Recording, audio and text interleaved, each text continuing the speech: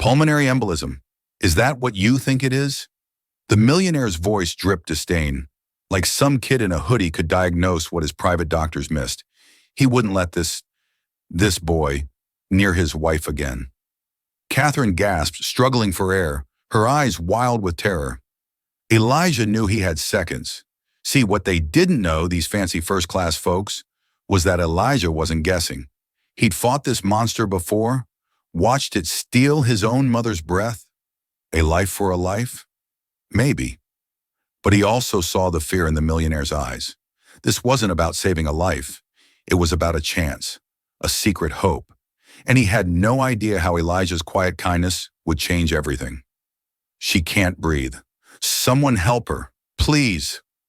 The desperate cry cut through the drone of the engines, slicing the cabin's dim tranquility like a knife.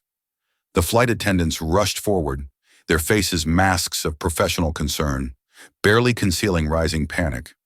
A silver-haired man in an immaculate suit hovered over an elegant woman whose swollen belly betrayed her latest stage pregnancy. Her lips had taken on an alarming bluish tint. "I'm a wealth manager, not a doctor," the businessman shouted at a flight attendant who was fumbling with an emergency kit. "There must be a medical professional on this flight."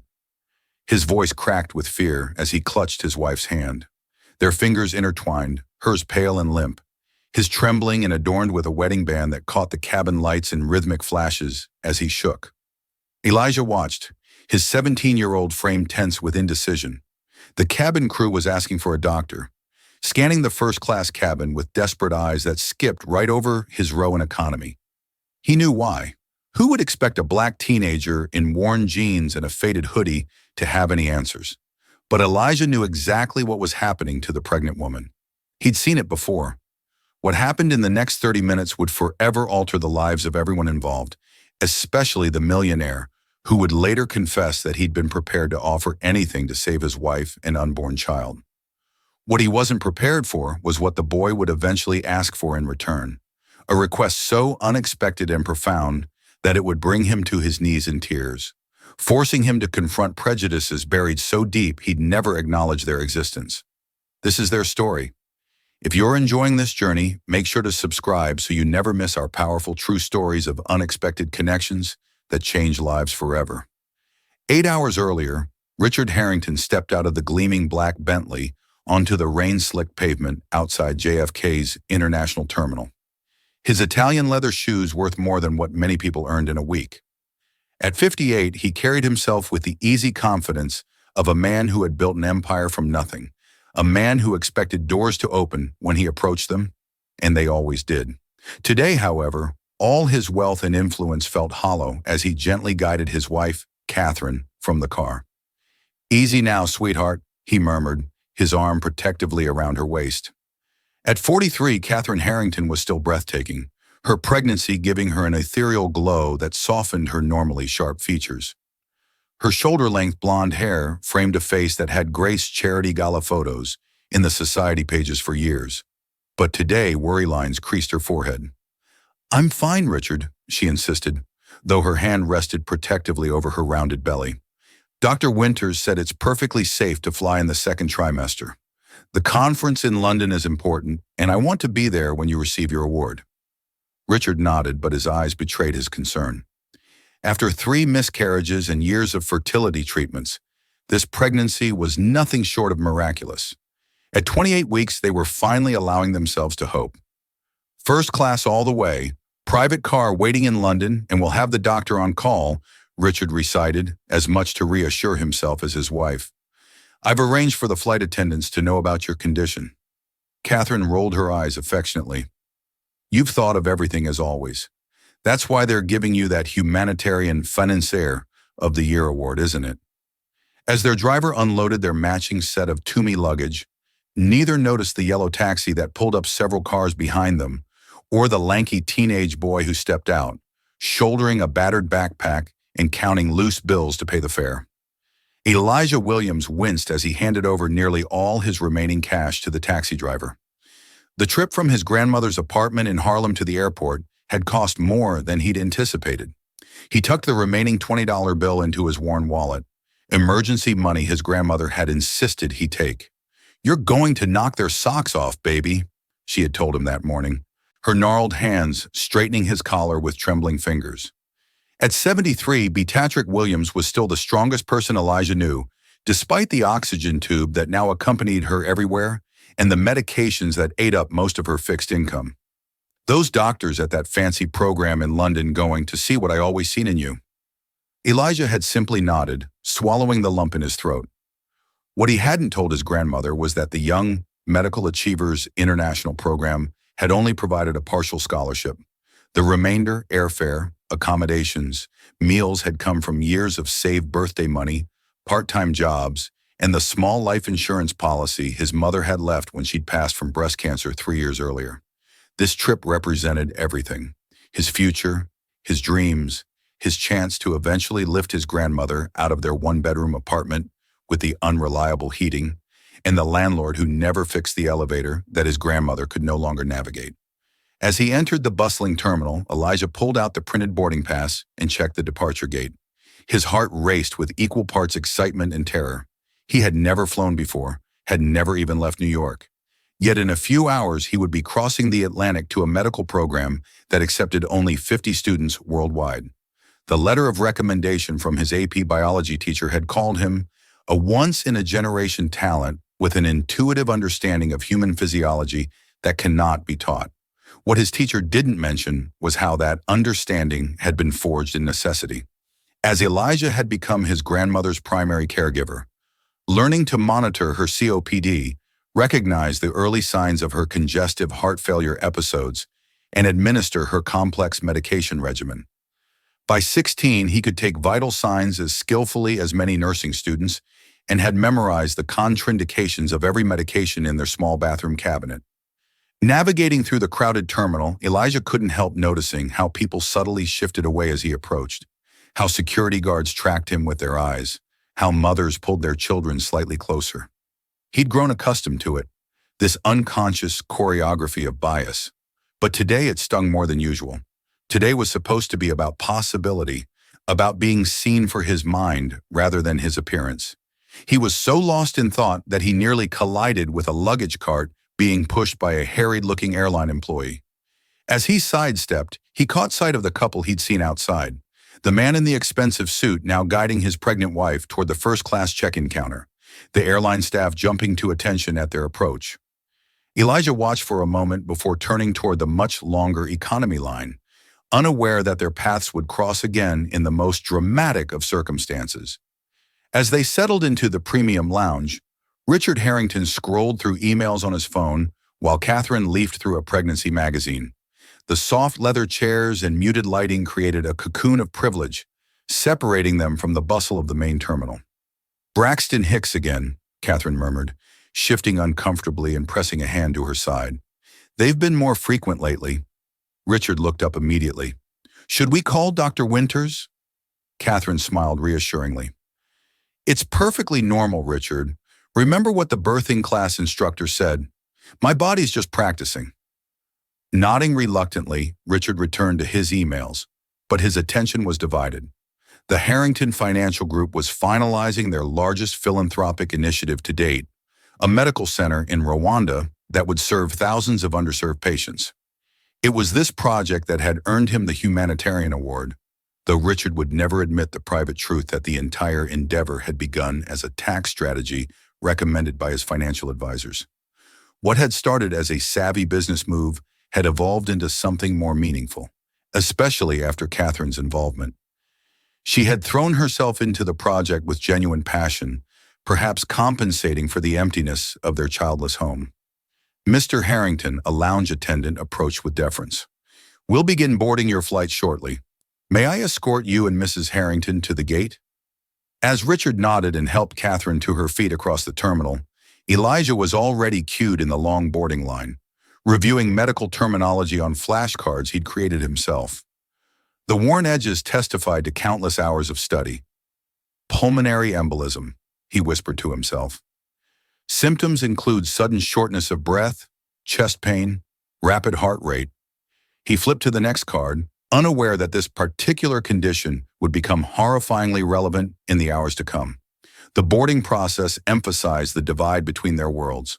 The Harringtons were welcomed aboard with differential smiles, settled into spacious first-class pods with champagne for Richard and sparkling water for Catherine. Elijah shuffled down the narrow aisle of economy, squeezing past other passengers to find his middle seat, sandwiched between a heavy-set businessman who immediately claimed both armrests and an elderly woman already nodding off against the window. As the plane taxied and then launched into the darkening sky, none of them could have predicted how their carefully separated worlds were about to collide, or how assumptions and prejudices would soon be laid bare at $35,000 a fee, where there was nowhere to hide and no one to call but each other. 4 hours into the transatlantic flight, with the sky outside having transitioned from dusk to complete darkness, most passengers had settled into the liminal space that long flights create, a suspension between departure and arrival, between one life and another. The cabin lights had been dimmed, the background hum of the engines a lullaby that had lulled many to sleep. Elijah remained awake, too keyed up about the interview that awaited him in London. He'd managed to negotiate a bathroom break past his now snoring seatmates and was standing in the rear of the plane, stretching his long legs and reviewing his notes one more time by the soft glow of the galley lights. "You should try to get some sleep, honey," advised an older flight attendant as she organized a beverage cart. Her name tag read Gloria, and the crow's feet around her eyes crinkled kindly. "Still got a long flight ahead." "Yes, ma'am," Elijah replied with the reflexive politeness his grandmother had instilled in him. "Just a little nervous. First time flying." "Well, you picked a doozy for your first time." "Transatlantic," Gloria chuckled. "Where you headed?" "London got some family waiting." "No family, ma'am. I'm interviewing for a medical program for high school students interested in becoming doctors." Something in Gloria's expression shifted subtly, surprise followed by a warm approval that Elijah rarely received from strangers. "Well, now that's something. My grandson's about your age, more interested in video games than anything else." A call light illuminated on her panel, cutting their conversation short. "Duty calls, first class, probably wanting more champagne. Those folks up front, they don't sleep much either." She winked and pushed her cart forward. Elijah returned to his seat, carefully maneuvering past his still-sleeping rowmates. As he settled in, he couldn't help but wonder about the people in first class with their champagne and fully reclining seats. People like the elegant couple he'd seen at the airport. What did they worry about? Certainly not how to stretch $20 for 2 days in London while waiting for the program's meal stipend to kick in. In first class, Catherine Harrington shifted uncomfortably in her pod. Despite the spaciousness and the nearly flat recline position, she couldn't find relief from the persistent ache in her lower back. She'd been experiencing occasional dizziness throughout the day, but had attributed it to the normal discomforts of pregnancy. Now, as she pressed a hand against her chest, she felt an unfamiliar tightness. "Richard," she whispered, not wanting to wake him if he'd finally fallen asleep. Her husband had been so vigilant, so worried throughout this pregnancy that she'd found herself downplaying her discomfort to spare him additional anxiety. Richard stirred immediately, years of light sleep from business concerns, making him instantly alert. "What is it? What's wrong?" "Probably nothing," Catherine said, trying to sound reassuring despite the growing pressure in her chest. "Just feeling a little breathless." Richard immediately pressed the call button, his face betraying the concern he tried to mask with a calm voice. "Let's have the flight attendant bring you some water. Dr. Winters said to stay hydrated." Gloria appeared moments later, her professional smile faltering slightly as she registered Catherine's pallor. "Mrs. Harrington, are you feeling all right?" "I'm fine. Just—" Catherine paused, a sharper pain interrupting her words. Her hand flew to her chest. "Actually, I'm having trouble catching my breath." Gloria's expression turned serious. She reached for Catherine's wrist, checking her pulse with practiced efficiency. "How far along are you, Mrs. Harrington?" 28 weeks, Richard answered for her, his voice tight. "Is something wrong? Should we be concerned?"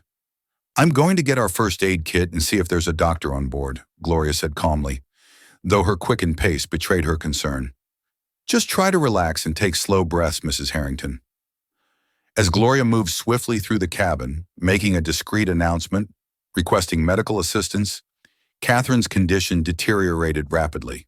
Her breathing became more labored, a sheen of sweat breaking out across her forehead despite the cabin's cool temperature. "Richard," she gasped, genuine fear in her eyes.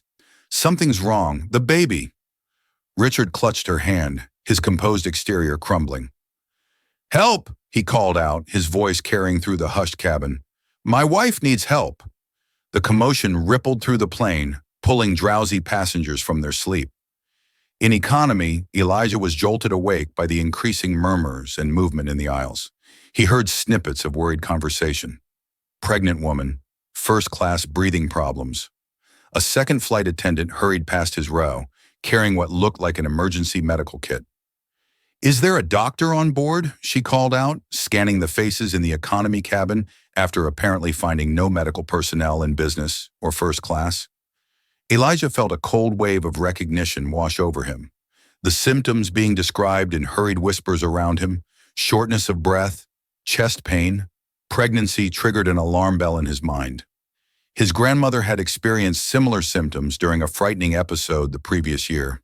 Though without the pregnancy complication, the diagnosis had been a pulmonary embolism, a blood clot in the lungs. Pregnancy increased the risk significantly. He'd read that in one of his medical books. He hesitated, doubt holding him back. Who would listen to a teenager? What if he was wrong? But the continued calls for medical help and the escalating urgency in the flight attendants' voices propelled him to action. Standing up, Elijah raised his hand. "I'm not a doctor," he said, his voice steadier than he felt, "but I might know what's happening." The flight attendant barely glanced his way. "We need a medical professional, young man. Please stay seated. It could be a pulmonary embolism." Elijah persisted louder this time. "Pregnancy increases the risk by 5 times. Does she have swelling in one leg? Is she gasping between words?" This time, the flight attendant paused, registering both his words and his youth with surprise. "How do you? My grandmother had one last year. I helped care for her. She has COPD and heart failure." The words tumbled out as Elijah moved into the aisle. "If it is a PE, she needs oxygen immediately and possibly blood thinners. Do you have aspirin in the medical kit?" For a moment, the flight attendant seemed torn between protocol and the confident authority in the young man's voice. Then a more urgent call from the front of the plane made the decision for her. "Come with me," she said brusquely. "But if you're wrong—" "I pray I am," Elijah said, following her toward first class, acutely aware of the curious and skeptical gazes following him. The scene that greeted him in first class was chaos contained within luxury. Catherine Harrington lay reclined in her pod, her complexion ashen, her breathing shallow and rapid. Richard hovered beside her, his face a mask of helpless terror. Gloria was attempting to place an oxygen mask over Catherine's face, but the woman was becoming increasingly agitated, gasping that she couldn't breathe even with it. Richard looked up as Elijah approached, confusion and desperation warring in his expression. "Who's this? Where's the doctor?" "There's no doctor on board, sir," the flight attendant explained. "This young man says he might know what's happening." Richard's eyes narrowed, taking in Elijah's youth, his casual clothes, his race, making calculations and judgments, as he'd been conditioned to do throughout his life in the upper echelons of finance. Under normal circumstances, he wouldn't have entrusted this boy with getting his coffee order right, let alone his wife's life. But these weren't normal circumstances. "What's wrong with my wife?" he demanded, his tone a complex mixture of authority and plea. Elijah swallowed, pushing down his awareness of the man's skepticism. "Sir, I think she might have a pulmonary embolism, a blood clot in her lungs. The symptoms match and pregnancy increases the risk, especially during air travel." "And you know this how exactly?" Richard's voice was taut with suspicion. "I take care of my grandmother. She has similar health issues. I've been studying medicine since I was 12. Elijah moved closer to Catherine, addressing her directly with gentle authority. "Ma'am, do you have pain or swelling in one leg?" "Maybe started before the flight." Catherine nodded weakly, gesturing to her left calf. Since yesterday, she managed between labored breaths. Thought it was normal pregnancy swelling. Elijah turned to Gloria. "We need to elevate her legs, give her oxygen, and if you have aspirin in the medical kit, she should take one." It's a blood thinner. Also, check if there's any injectable blood thinners like heparin. Some advanced kits have them. Gloria exchanged glances with her colleague, then nodded decisively. I'll check the kit. Emily, notify the captain we may need to divert. Richard watched in stunned silence as the teenager gently helped reposition his wife, explaining each move with a calm confidence that seemed incongruous with his youth. The clot probably formed in her leg, Elijah explained, gesturing to Catherine's swollen calf while maintaining eye contact with her, to keep her focused and calm. Sometimes they break loose and travel to the lungs. The aspirin will help prevent it from getting bigger while we get you to a hospital. How do you know all this? Richard asked again, but the accusatory edge had been replaced by something closer to wonder. Elijah finally looked up, meeting the older man's gaze directly. Because I had to know, my grandmother, she depends on me. He turned back to Catherine. The oxygen will help Mrs. Harrington. Try to take slow, deep breaths if you can. In that suspended moment, as the plane continued its journey across the dark Atlantic, and a wealthy businessman watched a black teenager he would have typically ignored potentially saving his wife's life, something shifted imperceptibly in the fabric of both their worlds. Neither could have articulated it yet, but in the artificial bubble of the aircraft cabin, the carefully constructed barriers of class, race, and assumption had begun to crack. The captain's voice came over the intercom, announcing they would be making an emergency landing in Iceland, the nearest location with adequate medical facilities. As the plane changed course, banking slightly northward, Catherine's breathing eased somewhat with the oxygen and aspirin, but her condition remained precarious.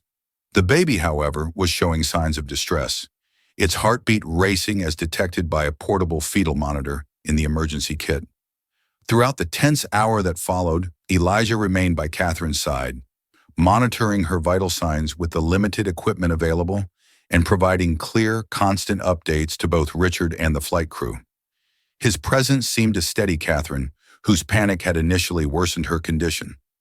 My grandmother always says panic uses oxygen we can't spare, he told her with a gentle smile. So we're going to stay calm together, you and me and your baby. Richard, watching this interaction, struggled with a complex wash of emotions. Relief that someone seemed to know what to do, battled with the uncomfortable realization that he had immediately discounted this young man based solely on appearance. As the minutes passed and his wife's condition had stabilized somewhat under Elijah's care, gratitude began to overshadow everything else. What's your name? Richard asked finally, his voice rough with emotion. Elijah. Elijah Williams, sir. Thank you, Elijah, Richard said, the words inadequate for the weight he tried to convey. I don't know what would have happened if— Don't thank me yet, sir, Elijah interrupted gently. She needs proper medical care as soon as possible. The baby, too. He hesitated, then added, I was supposed to be interviewing at the Young Medical Achievers program in London tomorrow morning. Guess that's not happening now. Something flickered across Richard's face. Recognition, perhaps, of the sacrifices being made in this moment that extended beyond his own family crisis. But before he could respond, the plane began its descent toward Reykjavik, and all attention returned to preparing Catherine for the emergency landing and the medical team that would be waiting. As the wheels touched down on Icelandic soil, none of them could have predicted how the next 24 hours would unfold, or how a request made in a hospital waiting room would change the trajectory of all their lives.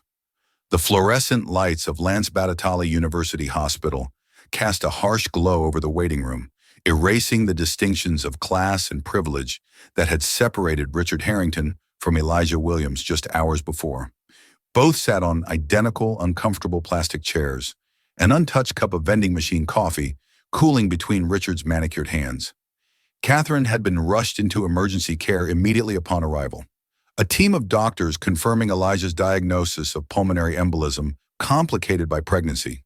The medical staff had been impressed by the quick intervention on the plane, the lead doctor telling Richard that the aspirin and oxygen had likely prevented a much worse outcome. The next 24 hours will be critical, the doctor had explained in accented but fluent English. We have her on proper anticoagulants now, and we're monitoring the baby closely. She's stable, but not out of danger. Now in the sterile limbo of the waiting room, Richard found himself studying the young man who sat several chairs away, fatigue evident in the slump of his shoulders. In the harsh hospital lighting, Elijah looked even younger than he had on the plane. Barely more than a child, really. The sparse beginnings of facial hair and the adult confidence of his medical knowledge at odds with the youth in his face. "You should get some rest," Richard said, eventually breaking the silence. "There's nothing more to be done tonight." Elijah looked up, shadows under his eyes. "I'm okay, sir. I'd like to know she's going to be all right." Richard nodded, a lump forming unexpectedly in his throat. This boy had no obligation to Catherine, no connection to either of them. Yet here he sat at 2 a.m. in a foreign country, having missed the opportunity he'd traveled so far to pursue. "Tell me about this program," Richard said. "The one in London." Elijah straightened slightly, a spark returning to his tired eyes. "Young medical achievers, it's an international program for high school students planning medical careers. Only 50 students worldwide get accepted each year." His voice took on a quiet pride. "The interviews are tomorrow. I mean, today now. The program offers full scholarships to college for the top 10 participants. And you're missing it because of us," Richard stated flatly. Elijah shrugged, but the disappointment was evident beneath his attempt at nonchalance. "Some things matter more. My grandmother would say the same." Richard fell silent again, turning the paper coffee cup in his hands. The mention of Elijah's grandmother triggered memories of the boy's earlier comments on the plane. "I take care of my grandmother. She depends on me." It painted a picture so at odds with Richard's initial assumptions about the teenager. "You mentioned caring for your grandmother," Richard prompted after a moment, genuinely curious now. "She has health problems, COPD, congestive heart failure, and arthritis that's getting worse," Elijah replied matter-of-factly, rather than seeking sympathy. "Been taking care of her since my mom passed 3 years ago. Just the two of us now." Richard absorbed this information, mentally reconstructing his understanding of the young man before him. Not a boy, really, despite his youth. Someone who had shouldered adult responsibilities far earlier than most, and the medical knowledge that's from caring for her. Elijah nodded. "Had to learn fast. Our neighborhood doesn't have the best access to healthcare. When Mom got sick, breast cancer, I started reading everything I could find after she died. Kept going. Grandma says, I got a gift for it." A faint smile. "She works too hard to make sure I can keep studying, takes in sewing, even with her arthritis. That's why this program mattered so much. Would have meant a full ride to medical school eventually." The matter-of-fact recitation of hardship delivered without self-pity struck Richard more forcefully than any emotional appeal could have. Here was a young man who had faced more adversity in 17 years than Richard had in his entire privileged life. Yet he sat in this sterile waiting room, concerned about a stranger's wife rather than his own derailed opportunity.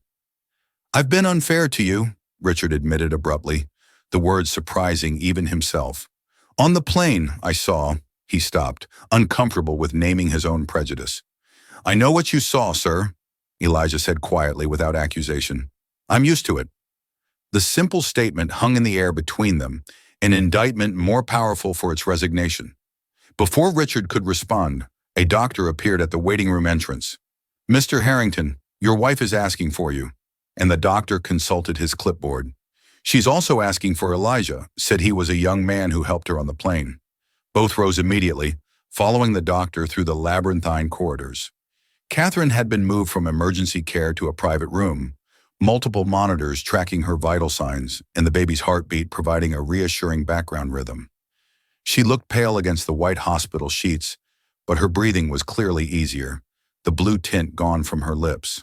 Her eyes brightened as the two entered. "My heroes," she said, her voice weak but warm.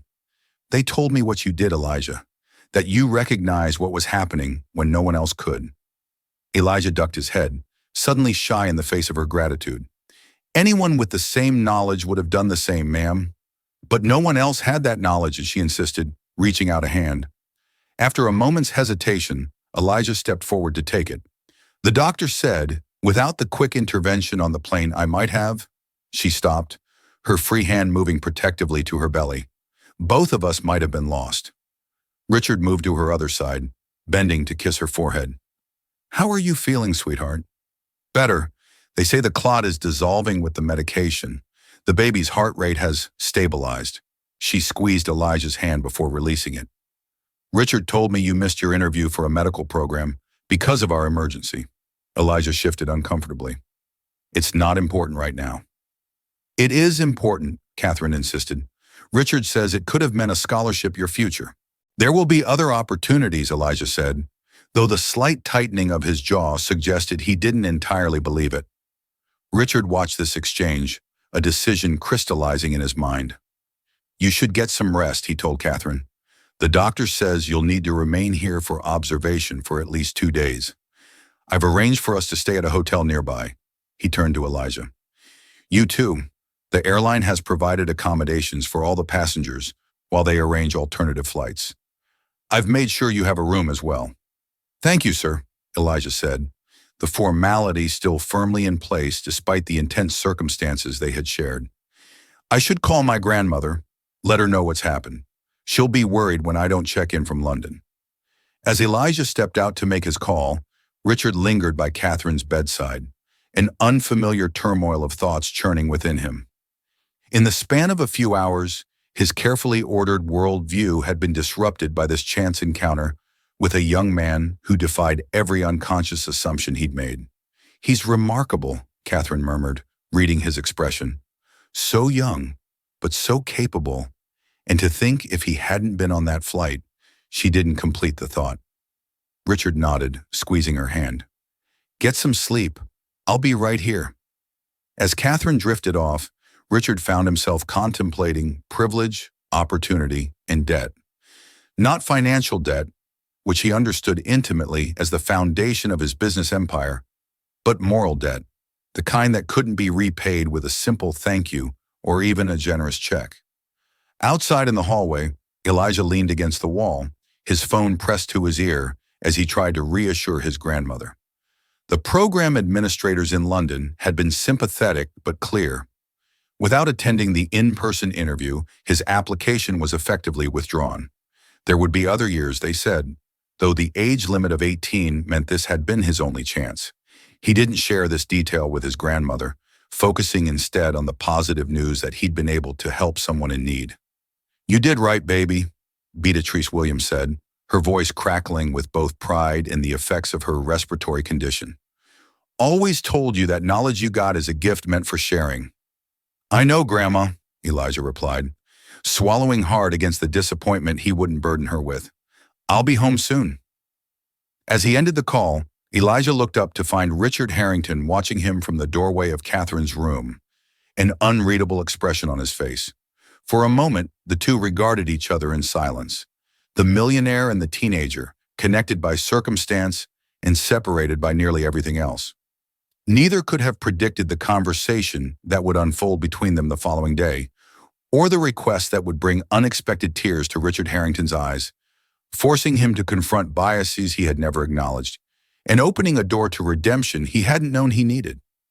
Morning in Reykjavik brought a watery sunlight that did little to warm the pristine cold air. Richard had spent most of the night in an uncomfortable chair beside Catherine's hospital bed, dozing fitfully between nurses' checks and his own anxious monitoring of the machines tracking his wife and unborn child's vital signs. Catherine's condition had stabilized significantly overnight. The anticoagulant medication was dissolving the clot in her lungs, and while she would need continued treatment throughout her pregnancy, the doctors were cautiously optimistic about her prognosis. The baby, remarkably, showed no signs of distress now. "You look terrible," Catherine told Richard as she picked at the unfamiliar Icelandic breakfast that had been delivered to her room. "Go back to the hotel, shower, eat something that isn't from a vending machine." Richard ran a hand over his stubbled jaw. "I don't want to leave you. I'm fine." "We're fine," she said, patting her belly. "But you need rest if you're going to be any use to us." Her expression softened. "And Richard, find Elijah before he leaves. I want to do something for him, something meaningful. He saved our lives." Richard nodded, pressing a kiss to her forehead before departing. The hospital corridors were busier now, the daytime shift bringing increased activity and the babel of Icelandic conversations punctuated by occasional English from other stranded passengers from their flight who were receiving treatment for less serious issues. Outside, the crisp air revived him somewhat as he waited for the taxi the hospital staff had called. His phone buzzed with messages from his London office, inquiries about the humanitarian awards ceremony he had been scheduled to attend, concerns about Catherine's condition, the familiar demands of his world rushing back in, yet they seemed strangely distant now, as if the events of the past 24 hours had created a buffer between him and his former priorities. The hotel where the airline had arranged accommodations for passengers was modest by Richard's standards, but clean and efficient. As he crossed the lobby, he spotted a familiar figure seated alone in the small attached cafe, bent over a cup of coffee and a notebook. Elijah looked up as Richard approached, quickly closing what appeared to be a journal. "Mr. Harrington, how is Mrs. Harrington this morning?" "Much better, thanks to you," Richard said, gesturing to the empty chair across from Elijah. "May I?" "Of course." Elijah straightened, his expression guarded yet polite. Richard signaled a waitress for coffee before turning his full attention to the young man across from him. In the daylight, with the immediate crisis past, he could observe Elijah more carefully. The teenager's clothes were worn but meticulously clean, his posture impeccable despite evident fatigue. There was a dignity in his bearing that reminded Richard of his own father, who had worked as a janitor to put himself through night school before eventually founding the small investment firm that Richard had later built into an empire. "The airline is arranging return flights for all passengers," Richard began. "They should have details later today." Elijah nodded. "I checked already. There's a flight back to New York tomorrow morning." "That's good." Richard accepted his coffee from the waitress, using the moment to gather his thoughts. "Elijah, I want to talk to you about compensation." The word hung awkwardly between them. Elijah's expression closed further, a weariness entering his eyes that made Richard realize his mistake immediately. "That came out wrong," Richard amended quickly. "I'm not trying to. What I mean is, you're owed something for what you did, for what you lost because of us." "I'm not owed anything, Mr. Harrington," Elijah replied, his tone carefully neutral. "I did what anyone should have done." "But not what anyone could have done," Richard countered, "and it cost you an opportunity that was clearly important to you." Elijah was silent for a moment, his fingers tracing the rim of his coffee cup. "My grandmother always says, opportunities come and go, but doing right isn't optional." The simple statement delivered without pretense stirred something in Richard, a memory of similar words from his own father, perhaps, or a recognition of the kind of principled character that his wealth had insulated him from encountering in recent decades. "Your grandmother sounds like a wise woman," Richard said softly. "I'd like to meet her someday." Surprise flickered across Elijah's face before he controlled it. "She'd like that, I think. She's always telling me I need to meet more kinds of people, see more of the world." "Is that why you applied to the program in London?" "Partly, mostly because medical school is expensive, and we don't have that kind of money." Elijah's candor was refreshing in its directness. The scholarship would have made the difference. Richard nodded, a decision solidifying in his mind. "I want to help you, Elijah. Not as payment, but as recognition of who you are, what you're capable of, the kind of doctor you could become." For the first time, Elijah's careful composure showed a crack, a flicker of hope quickly suppressed. "That's very generous, Mr. Harrington." "But let me finish," Richard said, leaning forward. "I have connections at several medical schools, financial resources that could ensure you get the education you deserve. Consider it an investment in a future physician. That's what I do, you know. Invest in promising futures." He watched as Elijah absorbed this offer, conflicting emotions playing across the young man's face. Pride weared visibly with practicality, dignity with need. "Take some time to think about it," Richard added. "Talk to your grandmother." "This isn't charity, Elijah. It's recognition of merit, something you've earned through years of dedication and natural ability." He pulled out a business card, sliding it across the table. "My private number is on the back. Whatever you decide, I want to hear from you." Elijah took the card carefully, studying it before slipping it into his pocket. "Thank you, Mr. Harrington. I will think about it." He hesitated, then added, But there's something else I wanted to ask you about. Not for me, but for my grandmother. Richard's eyebrows rose slightly. What about her? She needs better medical care than she's getting. Our insurance barely covers the basics, and the specialists she needs keep referring her around because they don't take Medicaid patients. Elijah's voice remained level, but his hands betrayed his emotion, clasping tightly on the table. If you really want to help, that would mean more to me than any scholarship. The request caught Richard off guard. He had expected what? A request for cash, perhaps? Connections to the medical program he'd missed. Instead, here was this remarkable young man asking not for himself, but for the grandmother who had raised him. Of course, Richard said immediately. I can arrange for the best care available, specialists, treatments, whatever she needs. Elijah shook his head slowly. It's not just about money or connections, Mr. Harrington. It's about how the system works or doesn't work for people like my grandmother. She's not the only one in our neighborhood struggling to get basic care. There's a community clinic that tries, but they're understaffed, underfunded. Richard listened as Elijah spoke with quiet passion about the healthcare disparities in his Harlem neighborhood, the elderly residents who couldn't navigate the complex insurance systems, the families choosing between medication and food. The young man's perspective was both intimate, shaped by personal experience, and surprisingly sophisticated in its understanding of systemic issues. As Elijah spoke, Richard felt something shift inside him. The humanitarian award waiting in London suddenly seemed hollow, a recognition of tax-deductible donations rather than meaningful change. Here was a young man who understood the true meaning of service in a way Richard's wealth had insulated him from ever needing to learn. What would make a real difference? Richard asked when Elijah finally paused. Not just for your grandmother, but for your community. Elijah's eyes widened slightly, clearly surprised by the scope of the question. Honestly, a properly funded community health center with specialists who actually live in or care about the neighborhood. People who see patients as people, not insurance codes, transportation assistance for the elderly and disabled, medication support programs. He shrugged. But that's big picture stuff beyond what I was asking for. Maybe it shouldn't be, Richard said thoughtfully. My foundation is finalizing plans for a medical center in Rwanda. Important work, don't get me wrong, but I've never considered something similar right in New York. The need exists in both places, Elijah said carefully. Just because America's wealthy doesn't mean all Americans are. The simple truth of this statement hit Richard with unexpected force. How many times had he flown over Harlem on his way to JFK, never giving a thought to the communities below?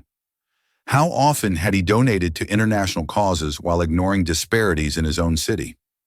Before he could respond, his phone buzzed. A text from Catherine's doctor requesting his return to the hospital for a consultation. He stood suddenly reluctant to end this conversation that had opened unexpected doors in his thinking. I need to get back to Catherine, but this isn't finished, Elijah. What you've said, it matters. It's given me a lot to think about. He extended his hand, which Elijah rose to shake. Will you come to the hospital later? Catherine would like to see you before we all leave tomorrow. Elijah nodded. I'd like that. Please tell Mrs. Harrington I'm glad she's doing better. As Richard left the hotel, his mind was racing with new possibilities.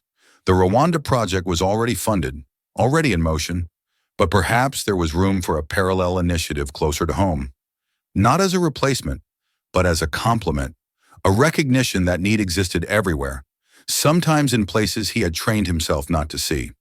By the time he reached Catherine's hospital room, the outlines of a plan were forming in his mind, a plan that would transform not just Elijah's life or his grandmother's care, but potentially an entire community, and perhaps, though he was only beginning to recognize it, a plan that might transform Richard himself in the process. The afternoon sun cast long shadows through the hospital windows as Richard sat beside Catherine's bed, explaining his conversation with Elijah. She listened intently, her eyes brightening with each detail. So his request wasn't for himself at all, she marveled. Just better care for his grandmother. Not even a direct request for her alone, Richard clarified.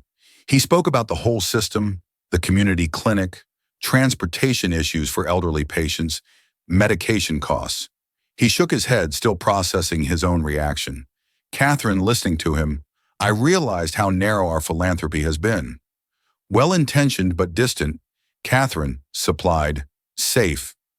Richard nodded, recognizing the truth in her assessment. Their charitable giving had always been carefully managed, strategically aligned with business interests, focused on causes that garnered positive press and networking opportunities with other wealthy donors. Even the Rwanda Medical Center, their most ambitious project to date, had begun as a tax strategy before Catherine's genuine passion had transformed it into something more meaningful. I want to do something different, Richard said, taking her hand. Something closer to home. Something Elijah helped me see. Catherine squeezed his fingers. Tell me. As Richard outlined his emerging idea, a comprehensive community health initiative in Harlem, with Elijah's neighborhood as the pilot location. Catherine's expression grew more animated than he'd seen since before her medical crisis. This is perfect, Richard, she said when he'd finished. Not just for Elijah and his grandmother, but for us, too. For the baby. She placed her free hand on her belly. I want our child to grow up understanding that privilege comes with responsibility. Real responsibility, not just writing checks from a distance. A knock at the door interrupted them. Elijah stood in the doorway, looking somewhat uncomfortable in the hospital setting, despite his evident medical knowledge. Elijah. Catherine's face lit up. Come in, please. The doctors say I'm doing much better thanks to you. Elijah entered carrying a small gift shop bouquet that seemed to embarrass him slightly as he presented it. Just wanted to bring something. My grandmother always says never visit someone in the hospital empty-handed. It's lovely, Catherine assured him, accepting the flowers with genuine warmth. And speaking of your grandmother, Richard has been telling me about your conversation this morning. Elijah glanced between them, his expression guarded. I hope I didn't overstep. Quite the opposite, Richard interrupted, standing to offer Elijah the chair closest to Catherine. You've given me a new perspective, one I should have had long ago. As Elijah cautiously took the offered seat, Richard remained standing, suddenly energized by the plan taking shape in his mind. Elijah, what would you think about helping us design a new kind of community health initiative, starting with your neighborhood, but potentially expanding to other underserved areas in New York? Elijah's expression shifted from caution to confusion. Sir, the Harrington Foundation has resources that could make a real difference, Richard continued. But what we lack is insight, the kind you have from living in the community, from caring for your grandmother, from seeing the gaps in the system firsthand. I don't understand, Elijah said slowly. You want my advice? More than advice, Catherine interjected, her eyes bright with the same enthusiasm Richard felt. We want your partnership, your vision. You know what your community actually needs, not what outsiders think it needs. Richard watched as Elijah processed this unexpected proposal, the young man's expressions cycling through disbelief, caution, and tentative hope. This would be a paid position, of course, Richard added, compatible with your studies, and it would include a full scholarship for your medical education, not as charity, but as investment in someone who will bring crucial perspective to the initiative, and full medical care for your grandmother, Catherine added softly. Immediately the best specialists, whatever she needs. Elijah sat very still, his hands clasped tightly in his lap. When he finally spoke, his voice was controlled but thick with emotion. Why would you do this? You don't even know me. The question hung in the air between them, simple yet profound. Richard exchanged a glance with Catherine before answering. Because what you did on that plane wasn't just about medical knowledge, he said carefully. It was about seeing beyond appearances and assumptions. It was about moral courage, stepping forward when it would have been easier to stay silent. He paused, finding himself on unfamiliar emotional ground. I've been successful in business partially because I'm good at evaluating people quickly. But on that plane, I evaluated you wrong. I saw a kid who couldn't possibly have anything to offer in a crisis. I was wrong, and that mistake could have cost me everything I truly care about. Catherine reached for Elijah's hand.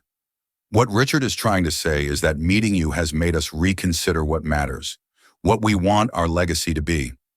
This child, she touched her belly, will be born into privilege, We want to make sure that privilege is used to connect, not separate. Elijah looked down at Catherine's hand, covering his own, then up at Richard, his expression open and vulnerable in a way it hadn't been before. My grandmother always said, God puts people in your path for a reason. A small smile. She also says, look, gift horses straighten the mouth and count their teeth. But I think she'd make an exception in this case. The tension in the room broke, all three of them laughing at the unexpected idiom. So that's a yes? Richard asked, finding himself genuinely anxious for the answer. It's a yes, Elijah confirmed, his smile growing. But I have conditions. This can't be just about my grandmother or me. The initiative has to involve local community leaders from the beginning, and it can't be a short-term project that disappears when the next interesting cause comes along. Agreed, Richard said without hesitation, impressed yet again by the young man's maturity and perspective. We'll draw up a proper proposal with your input. Long-term commitment, community leadership, transparency in all decisions.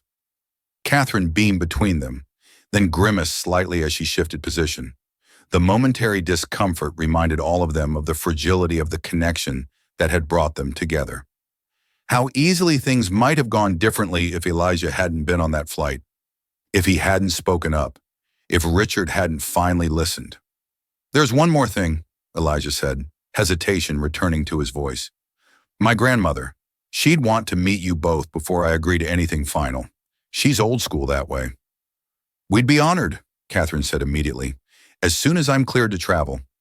Richard nodded agreement, though he found himself unexpectedly nervous at the prospect of meeting the woman who had raised such a remarkable young man. A woman who might see through the veneer of wealth and status to the flawed human being beneath. It was a vulnerability he rarely allowed himself to feel in his carefully controlled world. As the conversation continued, plans taking shape for what would eventually become the Harlem Community Health Initiative, Richard found himself watching Elijah, the animation in his features as he described his neighborhood, the precise intelligence in his suggestions, the fundamental decency that seemed to guide his every thought. In that hospital room in Reykjavik, with ice crystals forming patterns on the windows and the late afternoon sun casting long shadows across the floor, something profound was shifting. Not just a business arrangement or a philanthropic initiative, but a recognition of shared humanity that transcended the barriers Richard had never even acknowledged building around his life. Later, as they prepared to part ways until their rescheduled flight the following day, Richard found himself alone with Elijah in the hospital corridor. I have a confession to make, Richard said quietly. When you first came to help Catherine on the plane, I didn't trust you. I made assumptions based on, he faltered, uncomfortable with naming his own prejudice. Based on what I look like, Elijah finished for him, his tone matter-of-fact rather than accusatory. I know, Mr. Harrington. I've dealt with those assumptions my whole life. I'm sorry, Richard said simply, the words inadequate but sincere. Elijah studied him for a moment before responding. My grandmother says ignorance can be fixed with knowledge, but only if you're willing to learn. A small smile. Seems like you're willing. The simple absolution offered without fanfare brought an unexpected lump to Richard's throat. He extended his hand, and when Elijah took it, he pulled the young man into a brief, awkward embrace. Thank you, Richard said, stepping back and clearing his throat, embarrassed by his own emotion. Not just for Catherine and the baby, but for opening my eyes a bit. Elijah nodded, his own eyes suspiciously bright. See you tomorrow, Mr. Harrington. As Richard watched the young man walk away down the sterile hospital corridor, he felt a certainty he rarely experienced outside of business decisions. Their chance encounter on that transatlantic flight wasn't an ending, but a beginning. The first chapter of a story that would continue to unfold long after they returned to New York. A story that would change not just Elijah's community, but Richard himself in ways he was only beginning to comprehend.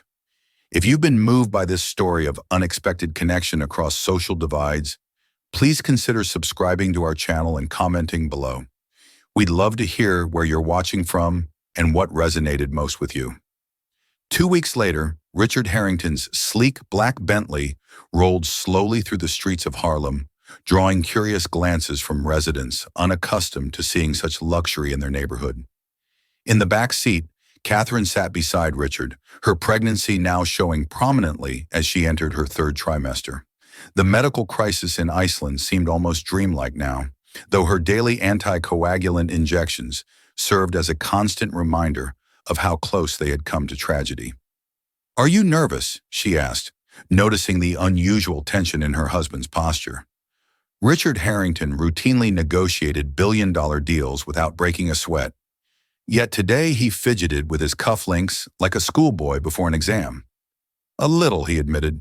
"It feels important to make a good impression." Catherine covered his hand with hers. "Just be yourself. The real self I know, not the Harrington Financial Group CEO self." The car pulled up in front of a modest apartment building with a broken elevator sign posted at the entrance. Richard stared up at the weathered facade, mentally calculating the property's value compared to their Manhattan penthouse. The disparity was staggering, another layer of reality he had never had to confront directly. Elijah waited for them at the entrance, his face breaking into a genuine smile as they emerged from the car.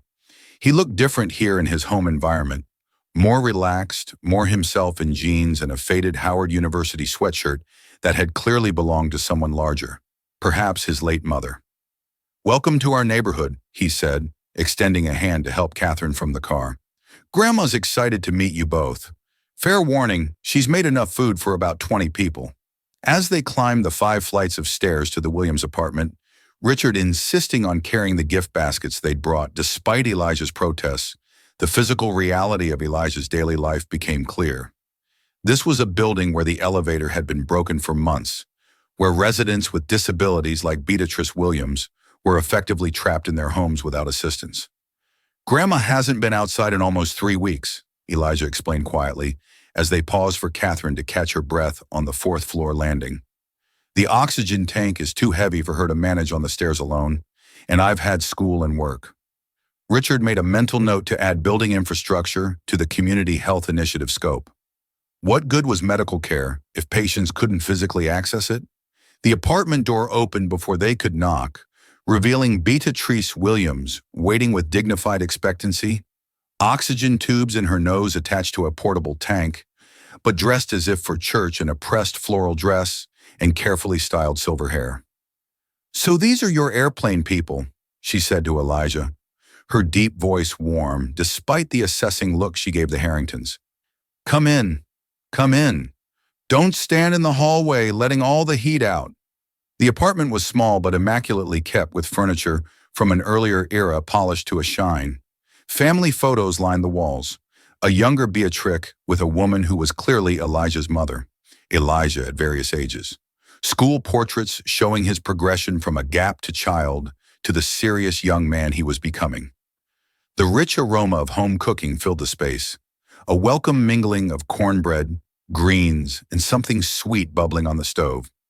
"Mrs. Williams, thank you for inviting us into your home," Richard said formally, finding himself unexpectedly intimidated by this elderly woman's penetrating gaze. "We brought a few things," he gestured awkwardly to the gift baskets.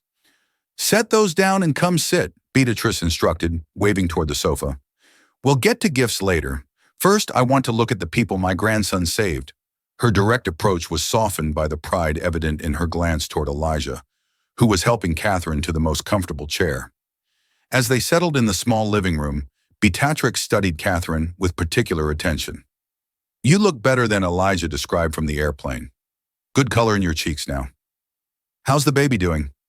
"Strong," Catherine replied, warming immediately to Beatrix's straightforward manner. "The doctors say there's no sign of any lasting effects from what happened. We're incredibly grateful to Elijah if he hadn't recognized what was happening. The Lord puts knowledge where it's needed," Beatrice said simply. "Been telling this boy since he was knee-high that his brain was a gift meant for service." She turned her assessing gaze to Richard. "Now, Mr. Millionaire Man, Elijah tells me you're planning some kind of health program for the neighborhood?" Richard, caught off guard by the direct address, found himself stumbling over the practiced explanation he'd prepared. "Yes, that is, the Harrington Foundation we want to establish a comprehensive community health initiative, starting with this neighborhood as a pilot. Elijah's insights have been invaluable in helping us understand the real needs." Hmm, Beatrice interrupted, unimpressed by corporate language. And why here? Plenty of poor neighborhoods in New York. Why suddenly interested in Harlem? The question cut through pretense, demanding honesty. Richard glanced at Elijah, who watched the exchange with careful neutrality, then at Catherine, who gave him an encouraging nod. Because Elijah made me see what I'd been choosing not to see, Richard admitted, abandoning his prepared speech. I've lived in New York my entire life, made my fortune here, but I behaved as if places like this neighborhood didn't exist, except as statistics and charitable giving reports. He looked directly at Beatrice. Your grandson didn't just save my wife and child, Mrs. Williams. He made me question things I've never questioned before. Beatrice held his gaze for a long moment, her expression unreadable. Then, surprisingly, she laughed, a deep, rich sound that transformed her stern countenance. Well, honesty at last. I can work with honesty. She turned to Elijah. This one might not be as hopeless as most rich folks might actually learn something. The tension in the room dissolved, Elijah's relieved smile matching Catherine's. Richard felt as if he'd passed some crucial test without fully understanding its parameters. Now, Beatrice continued briskly, before we eat, I want to know exactly what you're planning. No corporate double talk, plain English. What are you going to do? When are you going to do it? And how are you going to make sure it doesn't disappear when you find some other cause that catches your fancy? Over the next hour, as they moved to the small dining table laden with more food than the four of them could possibly consume, Richard outlined the emerging plan for the Community Health Initiative. With Beatrix probing questions, stripping away any remaining corporate veneer, the conversation became increasingly practical and specific. Transportation services for elderly and disabled residents, a renovated community clinic staffed by doctors with cultural competency training, medication assistance programs, preventative care outreach. And you want Elijah involved how exactly? Beatrice asked, serving Catherine a second helping of sweet potato pie despite her protests that she couldn't eat another bite. In any way he's willing to be, Richard answered honestly. His perspective is invaluable. We've offered him a formal paid advisory role that would work around his school schedule, leading to a full medical school scholarship. Beatrice nodded slowly. And the catch? There's always a catch. No catch, Mrs. Williams? Catherine interjected gently. What Elijah did for us, there's no price tag we could put on that. This isn't payment. It's recognition of his exceptional abilities and character. Abilities that might never have gotten the support they deserve in a system that she hesitated, then continued with quiet conviction in a system that too often overlooks young men who look like your grandson. Beatrice studied Catherine for a long moment before turning to Elijah. What do you think, baby? These are airplane people. You trust them? Elijah, who had been relatively quiet during the detailed discussions, considered the question seriously. I do, Grandma. I think they mean what they say. A small smile. And if they don't, I know you'll set them straight. This prompted another rich laugh from Beatrice. That's the truth, she turned back to the Harringtons, her expression becoming serious again. My grandson is special, not just smart, though Lord knows that brain of his has been working overtime since he was a baby, but good. The kind of good that's rare in this world. Whatever you're planning, it better be worthy of him.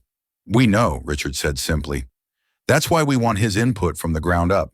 This isn't about rich people swooping in with solutions. It's about supporting what the community actually needs. Beatrice nodded, seemingly satisfied. Well, then let's talk about this fancy doctor you're bringing in to look at my lungs next week. Elijah tells me he's some kind of specialist from your world. As the conversation shifted to Beatrice's immediate medical needs, Richard found himself observing the small apartment with new eyes. The carefully preserved furniture, the meticulously organized medical supplies, the worn textbooks stacked neatly on a small desk in the corner. Everything spoke of dignity maintained against difficult odds, of priorities centered on Elijah's future rather than immediate comforts. Later, as Elijah gave them a brief tour of the neighborhood, pointing out the understaffed community clinic with its perpetual waiting room overflow, the pharmacy that rarely stocks specialized medications, the single grocery store with its limited and overpriced produce, Richard's understanding deepened further. This wasn't abstract philanthropy anymore. It was about real people in a community that had been systematically underserved for generations. Standing on a street corner as Elijah greeted various neighbors by name, explaining the Harringtons' presence with a simple, "They're friends from a project I'm working on." Richard found himself imagining how different his own childhood might have been if born into this environment instead of his upper-middle-class, suburban upbringing. How many young people with Elijah's potential never got the chance to develop it fully? How many grandmothers like Beatrice fought daily battles against systems designed to exclude them? As they prepared to leave, Beatrice pulled Richard aside while Elijah helped Catherine down the building's treacherous stairs. "Mr. Harrington," she said, her voice lowered but direct as ever, "I've been watching you today, seeing how you look at things, how you listen." Richard waited, unsure where this was heading. "My grandson saved your wife because he knows things most boys his age don't," Beatrice continued. "He knows them because life made sure he had to learn them. There's been no room for innocence in his growing up." She fixed Richard with a penetrating stare. "When he helps you with this project, you make sure you're learning from him. Really learning, not just using his ideas to make yourself feel better about your privilege." The bluntness of her assessment was jarring, but Richard found himself nodding in genuine agreement. "I will, Mrs. Williams, I promise." "Good." She patted his arm, her stern expression softening slightly. "Now go take care of that wife and baby of yours, and tell Catherine I'll be expecting her back for more pie once the little one arrives." As the Bentley pulled away from the curb, Elijah standing with his grandmother on the building steps to wave goodbye, Richard reached for Catherine's hand. "What are you thinking?" she asked, noting his unusually reflective expression. "I'm thinking about how easily we might never have met them," Richard said quietly. "If you hadn't had that clot, if Elijah hadn't been on that flight, if I hadn't finally listened to him, our worlds would have continued in parallel, never intersecting." Catherine nodded, understanding the deeper implication. "And how many other Elijah are out there that we'll never meet? How many Beatrices?" The question hung between them as the car glided through Harlem streets toward the invisible border that separated this world from the wealthy Manhattan they inhabited. "What Elijah asked for," Richard said after a long silence, "it wasn't just medical care for his grandmother. It was recognition of her dignity, of his potential, of their community's worth." His voice thickened unexpectedly. "All things I would have missed completely if crisis hadn't forced me to see." Catherine squeezed his hand. "Then we make sure the initiative reflects that understanding. Not just funding, but genuine partnership. Not just for Elijah and Beatrice, but for everyone they represent." As the Bentley turned onto Fifth Avenue, the contrast between Harlem's weathered buildings and the gleaming luxury of Manhattan's Upper East Side could not have been more stark. Yet for perhaps the first time, Richard saw not just the contrast, but the connection, the shared humanity that his wealth had allowed him to forget, and that a chance encounter at 35 using FT had forced him to remember. 6 months later, as the autumn leaves turned golden across Central Park, the Harlem Community Health Initiative opened its doors in a renovated building that had once housed a shuttered community center. On the dedication plaque beneath the official language of foundation support, a simple quotation appeared. "The Lord puts knowledge where it's needed. Beatrice Williams." Inside, community residents found not just medical care but dignity. Doctors who looked like them, staff who spoke their languages, systems designed to accommodate rather than exclude them. In one corner office decorated with medical textbooks and a framed acceptance letter to Columbia University's pre-med program, Elijah Williams spent his after-school hours coordinating between medical staff and community needs. His natural leadership abilities flourishing under mentorship that recognized his unique perspective as an asset rather than an anomaly. And in a private hospital room across town, Catherine Harrington cradled her newborn daughter, Beatrice Elizabeth Harrington, named for two strong women who had shaped the child's world before she even entered it. Beside her, Richard stood with Elijah and the elder Beatrice, who had been transported to the hospital in the Harringtons' private car to meet her namesake. "She's got good lungs," Beatrice observed as the baby's cry echoed through the room. "Strong already. Like her godfather," Catherine said, smiling up at Elijah, who looked both honored and overwhelmed by the role they had asked him to accept. As Beatrice held the newborn with practiced ease despite her oxygen tubes, cooing softly to the child who bore her name, Richard stepped back to observe the tableau.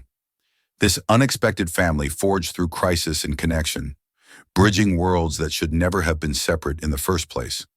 In that moment, watching Elijah lean close to hear something his grandmother was whispering about the baby, Richard felt the full weight of the transformation that had begun on that flight.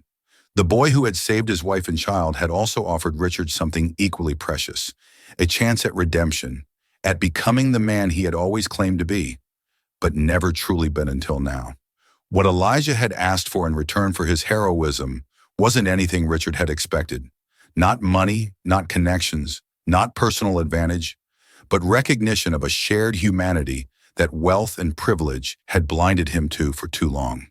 It was a request that had indeed brought Richard to tears, tears of shame, of gratitude, and ultimately of hope for the more connected world they were now building together, one relationship at a time. Thank you for joining us for this powerful story of connection across divides. If you've been moved by what you've heard today, please subscribe to our channel and share your thoughts in the comments below. Your engagement helps us continue bringing these transformative true stories to audiences worldwide.